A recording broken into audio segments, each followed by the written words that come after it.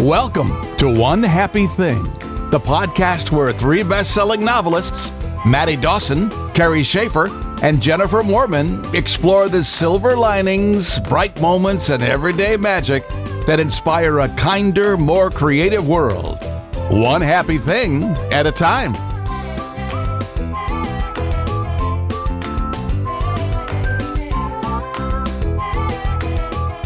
Hey everybody, welcome to One Happy Thing podcast. I'm Jennifermoorman, and as always, I'm excited to be here with two of my favorite people in the universe, Carrie Schaefer and Maddie Dawson. How are y'all today? We're good. How are you doing? Good. Well, I'm looking forward to this conversation because I know we're going to find the happy silver lining in it.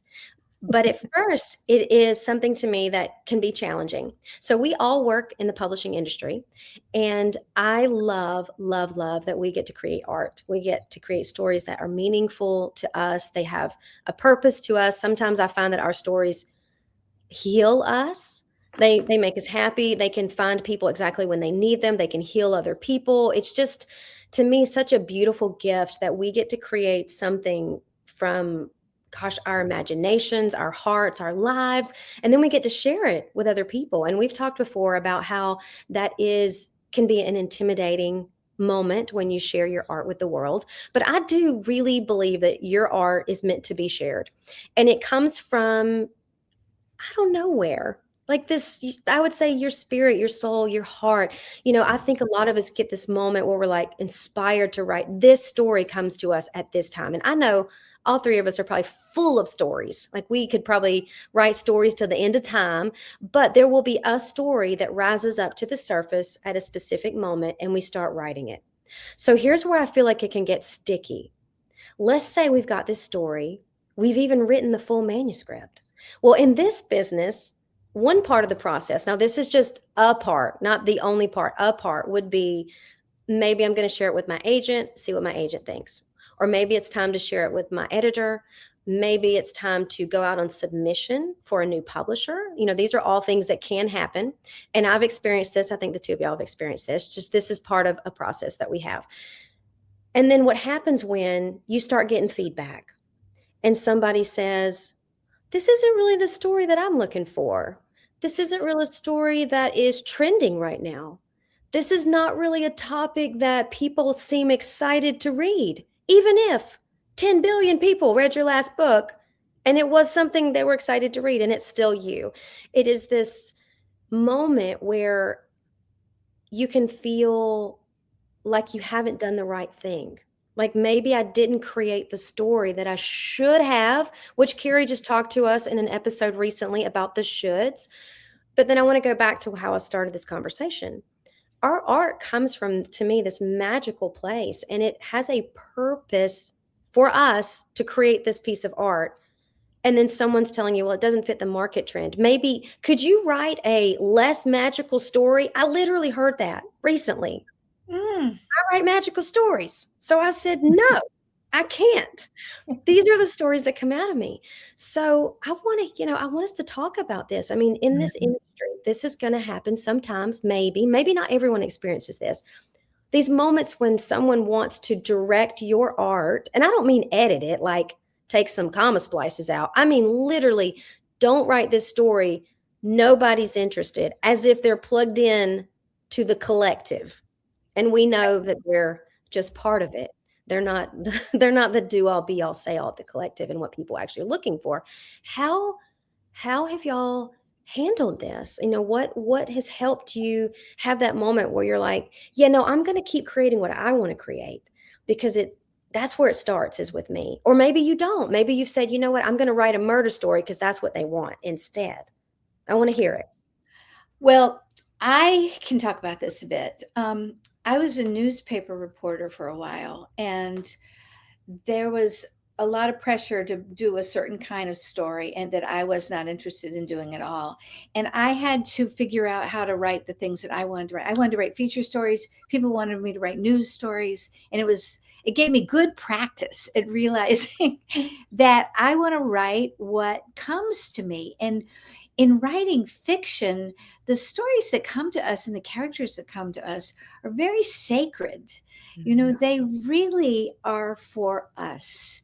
They didn't come over to, this writer we're sitting next to. They came just for us, and they didn't care about the market. And our brains can't really care about the market. If we're writing for that, it just is, it all becomes just, I remember writing for magazines, and it would be, okay, write us a story, 20 ways to flatten your stomach by Thanksgiving Day, Send me that article. And you could do it. You could sit there and go, okay, 20 ways, right? Sit-ups, eat less, all these kind of things. But when it's your creative self, you have to write the stories in the books that come to you. That's what I really think. And I don't think we get a lot of satisfaction in just writing to the market. And by the way, by the time the book comes out, the market may have completely changed anyway, Mm-hmm.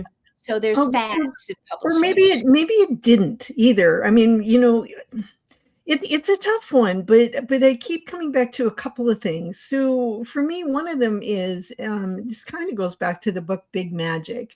It's like an idea comes to you, and when you accept that idea, you form a sacred contract really with that idea. It's like, I have now negotiated with you. I'm engaged, I'm in. And I don't know if you guys have this, but I know there's a point in a book idea where I'm maybe writing some pages or whatever. And it's like, it doesn't matter at this point whether my agent wants it, whether my editor wants it, whether anybody wants it. I am now in. I'm committed to this story. I am going to write it. And I know when that happens.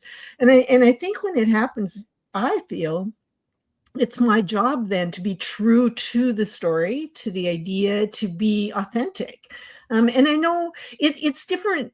There's so many ways of looking at this. And I'm thinking about, friends that I know who do write more to the market, but they feel differently about it. It doesn't feel like this to them. And so it's individual, and we all have our own different ways of negotiating this. But for me, whether anybody reads it or not, I mean, I would love for them to.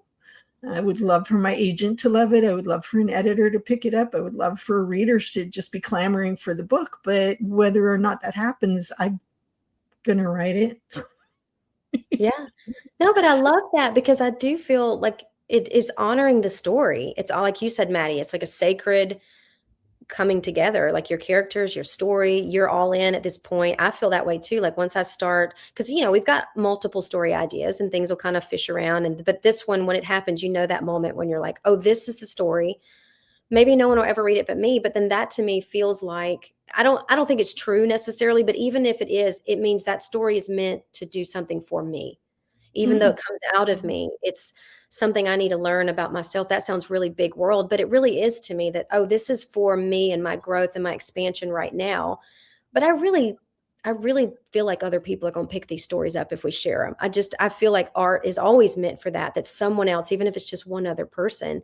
And I've met other authors too that will write to the market. And as you mentioned, Carrie, it is an individual thing where that doesn't bother them. They enjoy that. Maybe they like that challenge. And I've had other authors that come to me that'll say, well, what my agent told me they're looking for is this kind of thing. And I've said, well, do you want to write that? Does that feel like you? Is that the kind of story that you want to write? And they hesitate, but I know they want to say no, because I can tell, because otherwise, if you said, Jennifer, do you want to write a gothic horror? I would say, no, absolutely not. I think they're amazing if whoever wants to write them, but no, that is not my thing. Just as quickly as I can say, Jennifer, do you want to write a story that's got a magical blah, blah, blah in it? And I would say, yeah, that sounds fun.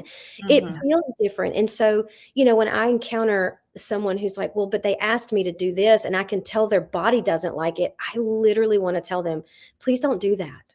Yeah. But It's not going to go well. it's not going to feel good either. I feel like you then are in this struggle to create an work of art that's no longer really art to me in a way. It's like you're doing a job, and that may not be exactly what your creativity wants to do. The job is cool if you want to, you've signed up for that, but your creativity, I feel like, is a sacred contract that I want to honor. And so I love hearing about these different ways. Like Maddie, so did you ever get to then write the kind of articles you wanted to? I did get to, but I also, I mean, I think you've made such an important distinction here. The work that we do that can be work for hire, and maybe our whole heart and soul isn't in it, but we can do that writing. And I did a lot of magazine writing that didn't, and newspaper writing that didn't answer something my soul was calling for. But I always had a novel in the drawer, that I was going to, and I was working on it in my creative time that was just for me. So balancing those two things. I think sometimes it's hard to have all of your work just be in that creative realm, because it's very taxing. Yeah, it And is. it's good to be maybe a gardener. My friend always said, I want to be a gardener and I want to write. Those are the two things that I want to be doing, because they seem to be so diametrically opposed that I have room in my head for both of them. And I do teaching and writing, and that's the same kind of thing. But yeah, we have to protect that little creative spark that's there. And maybe that isn't going to be the way we make most of our money. Maybe the way we make our money is going to be doing these other things. And Right. I saw an article the other day that actually really upset me. It was very definitive, opinionated, this is true kind of a thing. And it was presented in, you're either a hobby, if you're not writing to the market, basically, I'm summarizing, but if you're not writing to the market, then you're not a professional writer, you're just a hobbyist. And if you want to be a hobbyist, that's fine, go be a hobbyist. And I was like, I read it, and it was one of those where I can just go by. I don't need to comment on this. I'm going to just walk away. But it bothered me, because I was thinking about this, like, so hobbyist. So what happened to art? Yeah, exactly. What happened to artists? What happened to the artists? Like, let's talk paintings back in the day, who started a new art form and maybe were not famous and popular in their time, but then were recognized later for their genius, or in music or in writing, for that matter. The same thing happens. Those are people who had an idea, who considered it sacred, who carried it through. And it was not a hobby. No. And it sounds like that article was using hobby as kind of a slight. Yeah. Well, exactly. And there's nothing wrong with hobby either. No. And there's nothing wrong with being an artist. It sounds a little precious to call yourself an artist, but that's what we are. Why? I want to challenge that right now. I think we can be both. We can be artists and we can be craft people too at the same time. I want to challenge that. Because I know we all have that. It's in the zeitgeist or whatever, that it's a little bit precious to call yourself an artist. Why? Why can't I be an artist? Well, you are an artist. I don't know. I feel like you are. So I'm like, you can be. I wasn't saying you weren't. Yeah. But it's out there.